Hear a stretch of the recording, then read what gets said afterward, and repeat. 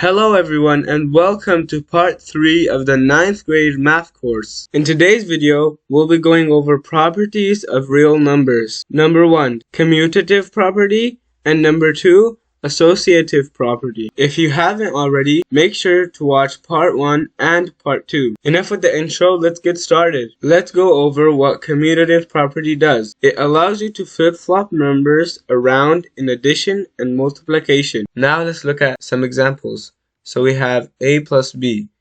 Commutative property allows us to put the b in the spot of the a and the a in the spot of the b. So we could rewrite this as b plus a, and the answer would be the same. Same thing with multiplication. A times b, we can make it into b times a. The answer will not change even if you flip-flop a and b. But what it will do, it will make the problem easier for you to solve. Okay, so let's look at some problems here. First up is addition. So we got 10.5 plus 5 plus 4 plus 0.5. So using commutative property, we can put 0.5 in front to make it easier for us. So we put 0.5 in front, and we're going to be adding. So 0.5 plus 10.5, we can use mental math, and we know that's going to give us 11. 11 plus 5 is equal to 16. And 16 plus 4 is equal to 20. So our final answer for this is 20. Now let's move on to the multiplication problem. We've got 0.5 times 3 times 5 times 10 times 2. So we can use commutative property to move the 2 in front. So we can multiply 2 by 0.5, and 2 times 0.5 is 1. So now we've got 1 times 3, which is going to give us 3. 3 times 5, which is going to give us 15. And 15 times 10, so that will give us 150. So our final answer is 150. Here are 2 practice problems for you guys to try. Pause the video, and when you're finished, unpause the video. So let's get started. So we have 3 plus 12 plus 7 plus 8. So we know 3 plus 7 is 10, so we can put 7 in front here, plus 7, and that'll give us 10. And we're left with 12 plus 8, which is going to give us 20. So that will give us 10 plus 20, which is going to give us 30 as the final answer. Now let's move on to the multiplication example, which is 5 times 8 times 10 times 2. To make this easier, we can put 2 by 5, so 2 times 5,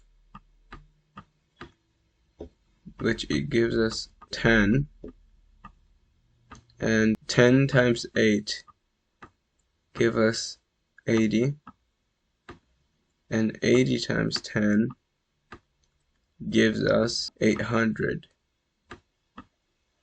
So the final product would be 800.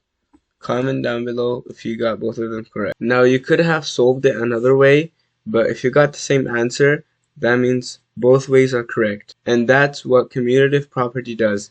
It makes the problem easier for you to solve. Now let's move on to associative property.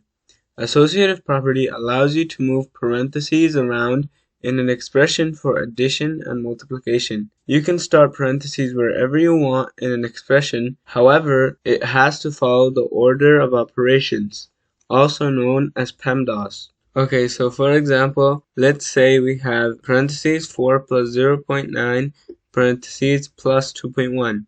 So to make it easier for us, we can put 2.1 and 0.9 in parentheses. So we could turn the problem into this: 4 plus parentheses 0.9 plus 2.1.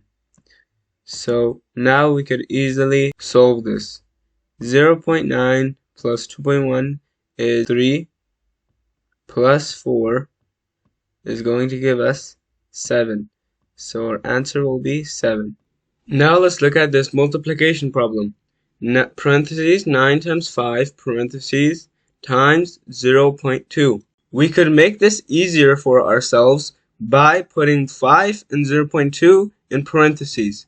Let's do that. So we put 5 times 0.2 parentheses times 9. So now we can easily solve this. 5 times 0.2 is going to give us 1.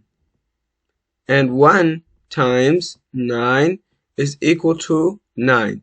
So our final answer is 9. We could have solved it this way, but to make it easier for ourselves, we used the associative property and we solved it faster. Let's check if our answer is correct. 9 times 5 is 45 times 0.2. Let's write this on the side here. 45 times 0.2. 2 times 5 is 10. 2 times, we put 1 right here. 2 times 4 is 8. 8 plus 1 is 9. And now we have the decimal here. So we put the decimal 1 time to the left. So we put it here. So our answer is the same, but we solved it way faster using this method. And that's what the associative property lets you do. Now it's your guys' turn to solve these problems. Pause the video, and once you're finished, you can unpause the video. For the first problem, it says 0.2 plus 3 plus parentheses 4 plus 0.8. We can make this easier for ourselves by adding 0.2 and 0.8.